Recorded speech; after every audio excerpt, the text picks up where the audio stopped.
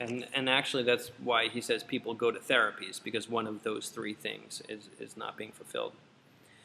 Alfred Adler also paid special attention to sibling and birth order. You guys might find this interesting, and whether or not you agree, I guess, is open for debate. He referenced, again, siblings and birth order, the first being the oldest child, the firstborn. Again, you can disagree, but I would ask you guys to pay attention to this for a moment and think about whether or not this relates to you and your family.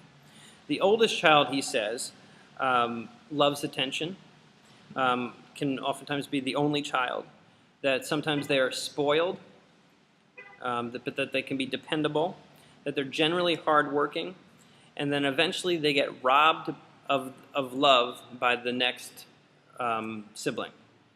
The second child has to share the attention and is oftentimes under a race to suppress the older sibling.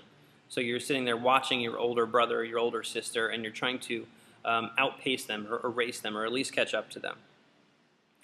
And I found this interesting. He says that sibling oftentimes finds the weakness of the older sibling and tries to excel there. So if your older brother Johnny is a really good football player, you might try to be a really good artist, for example. And oftentimes the secondborn is opposite of the firstborn. There's the concept of the middle child. If there's three, for example, there's the middle child. And oftentimes the middle child, he said, was squeezed out, and that they felt that life was unfair within the family unit. And oftentimes they have a poor me kind of simplex, that they oftentimes feel bad for themselves. And anytime a family strife or any sort of family issue comes up, that oftentimes they are the peacemaker. He referred to the youngest child as the one who's always the baby. He's the most pampered and is oftentimes the most likely to go their own way. And in concept of all this, there's also the only child. In many aspects, it's similar to the oldest that I described before. And they say that this person doesn't share well, that they get along very well with adults and not necessarily children, because oftentimes they're around adults more, and that they like the center stage. And he said that this birth order affects the way that we react in the world.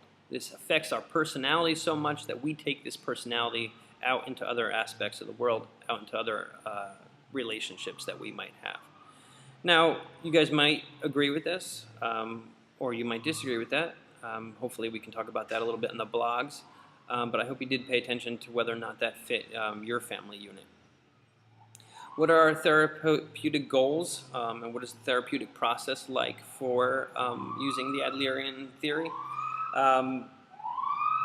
We're basically trying to challenge our clients and have them think about their life goals. Not everybody is aware of what they want or what they're striving for, so we ask them to think about what they do want and how they're going to get there. We need to help people overcome their inferiorities. Again, using their inferiorities as motivators. We're going to try to maybe create baby steps for them in order to kind of fill up that tank and help them fill up the things that they lack. We're obviously offering them encouragement to go for their social goals. We're pushing them forward, letting them know that we believe in them, that we think that they can do it, that they should engage in social activities, and strive for a more healthy lifestyle that includes outside communities and a broader environment, if you will. We also want them to have a sense of belonging in the world. As a therapist, we need to look for mistakes in their thinking and values, places where they have mistrust, selfishness, unrealistic ambitions, or a lack of confidence. We're basically going to call them out and say, wait a second, you say this, but this is actually what's really going on in your life. You say that you're not an athlete, but at the same time you tell me how you run every morning and how you're a pretty good swimmer, whatever it is. So again, we're looking for mistakes in their thinking, things that they tell themselves that are not necessarily true. We are into a non-pathological perspective.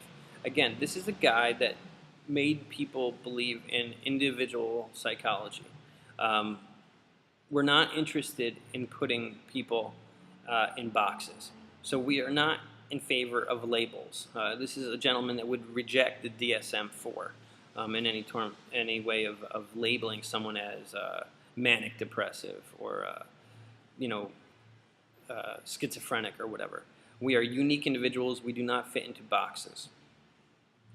He was interested in family constellations, sometimes actually drawing it out, drawing, maybe your parents in the middle, splintering off, and talking about the siblings and maybe who they're married to and their children, and like family tree kind of things.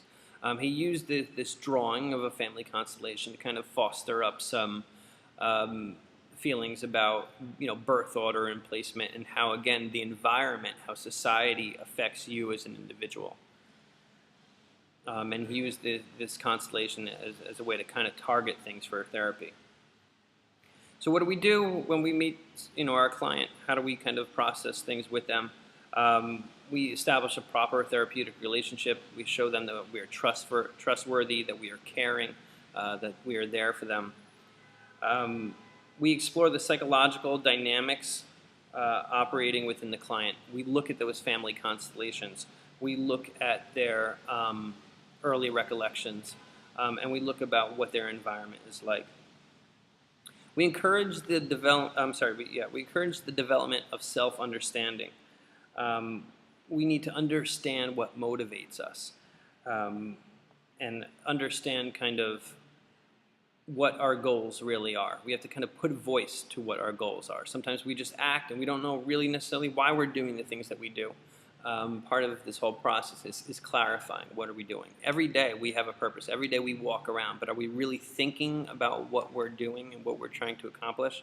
He wants to make sure that the client is aware of that. And we need to reorient ourselves and to re-educate ourselves, forming new ways of thinking that are a lot more functional and a lot more purposeful. Again, we're looking for those mistakes in our ways of thinking. Maybe we can replace them with ways that actually help us. Maybe we could say, instead of, oh, I'm not a good athlete, maybe we could say, I'm a decent athlete. Those kind of changes might be a little bit more helpful to our personality and to our emotions. And of course, we offer encouragement along the way.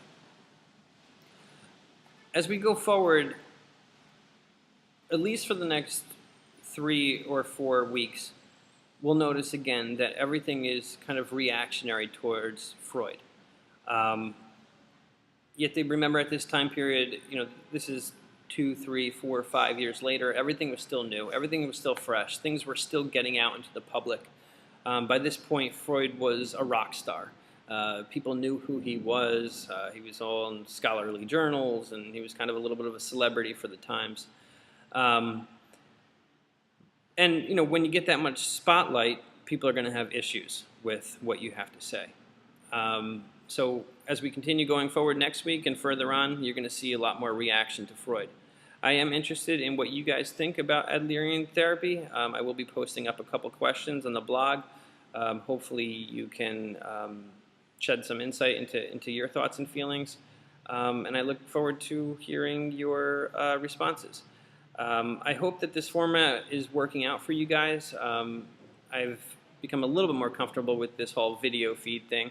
It's not exactly the same as talking to a class, because usually I would kind of stop things and ask you guys if you understood, or if there was any questions or any clarification. I would ask you guys to give me examples of things that happened in your lives and how it relates to this theory. But hopefully we can do that through the blogs. But nonetheless, I'm happy to be doing this, and next week it will be existential therapy. So thanks for tuning in, and I will see you soon.